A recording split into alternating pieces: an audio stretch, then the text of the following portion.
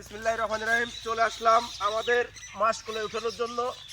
আমার ভাইস্তে মাছগুলো উঠাতে ভাইস্তে, কি অবস্থা, কেমন আছো? মাছগুলো তো আলহামদুলিল্লাহ, কিন্তু ভালো নাই, প্রচুর পরিমাণ শীত। এই শীতের ভিতরে আইসি মাছ করে উঠবার মানে আত্মাওর কিছু নাই, কুটা ধরে গেছে, মানে কালাইয়ে বসকাই গেছে একবারে, মানে এর মতন আর শেষ নাই কালানো। তবে স্পিরিটি উঠাইলে তো আসলে মজাই লাগতেছে, বুঝছো?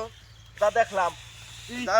স্পিডে উঠবো কেমন মানে কালাই তো দেখেন এদিকে একটু কুটা দেখান ধরে তো গেছে। মাছগুলোই অনেক সুন্দর মাছগুলো আল্লাহ আমাদের দান করছে। এই যে দেখান, এই জায়গায় একটু দেখাও তো, অনেক দারুণ মাছগুলো হয়েছে আমাদের এই ফরিদপুরে, অর্থাৎ বাংলাদেশে সম্পূর্ণ যে ফসলে আপনি ফল বুনান বা রোপণ করেন সব ফসলই বাম্পার ফলন হয়।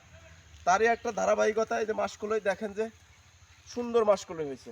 যাই হোক, আপনারা সকলেই বাড়ির আশেপাশে আঙিনায় কিছু কিছু জিনিস চাষ করবেন, তাহলে প্রত্যেকটা জিনিস হাতের খেতে পারবেন। সবাই ভালো থাকবেন। আল্লাহ হাফেজ।